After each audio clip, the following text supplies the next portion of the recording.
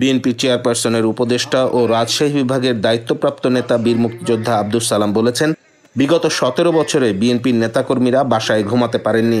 স্ত্রীরা তাদের স্বামীর ভালোবাসা, সন্তানেরা তাদের পিতার আদর ও স্নেহ থেকে বঞ্চিত হয়েছেন। স্বৈরাচারী ও অহংকারী হাসিনা বাংলাদেশকে নিজের একার সম্পত্তি মনে করতেন। তিনি বলতেন, এদেশ তার দেশ, তার বাবার দেশ, তার বাবা স্বাধীনতা এনেছেন। আজ তার অহংকার কোথায়? ভারতের উপর ভর করে হাসিনা টিকেছিলেন। হাসিনার পতনের পর ভারত বলছে আলু পেঁয়াজ দেবে না, তাতে কোনো সমস্যা নেই, আমরা কারো তাবেদারি করতে রাজি নই।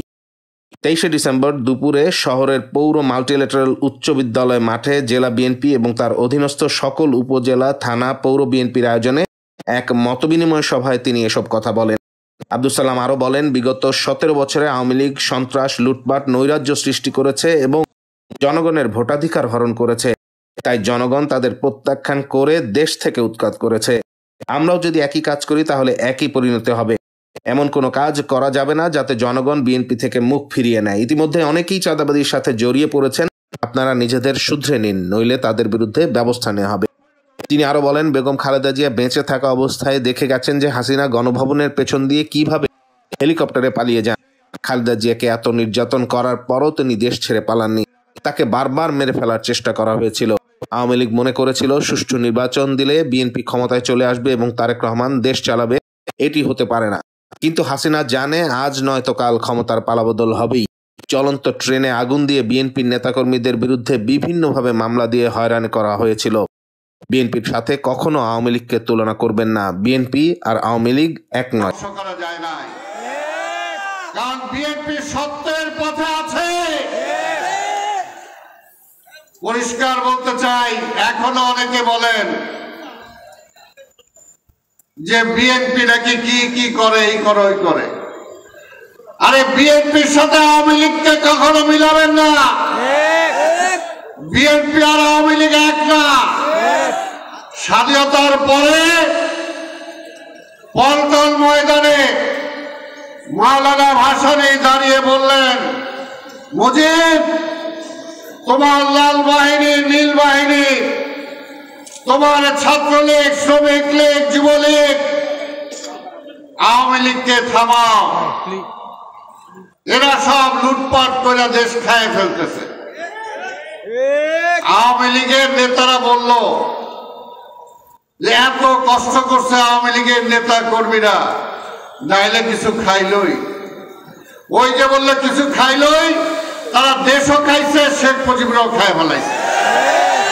আর এই 5ই আগস্টের পরে যে দেশে বিএনপির নেতা কর্মীরা বাড়িতে ঘুমাতে পারে নাই, তাদের ব্যবসা বাণিজ্য আওয়ামী লীগ দখল করেছে, বাড়িঘরের জায়গা দখল করেছে, চাকরি থেকে বিতাড়িত করেছে। আমাদের সন্তানদের মেধাবী হওয়া সত্ত্বেও যারা চাকরি পায় নাই, মনের মধ্যে তো ক্ষোভ থাকতেই পারে। অনেক নেতা কর্মীকে পঙ্গু করেছেন, যেহেতু আওয়ামী লীগের উপরে থাকতেই পারে। কিন্তু আমাদের নেতা তারেক রহমান, বেগম খালেদা জিয়া ঘোষণা দিয়েছেন যে খবরদার, বাড়ি হারিয়েছেন, চাকরি হারিয়েছেন, ব্যবসা হারিয়েছেন, এই মুহূর্তে আপনার সেই সম্পদ পুনরুদ্ধার, পুনর্দখল করতে যাবেন না।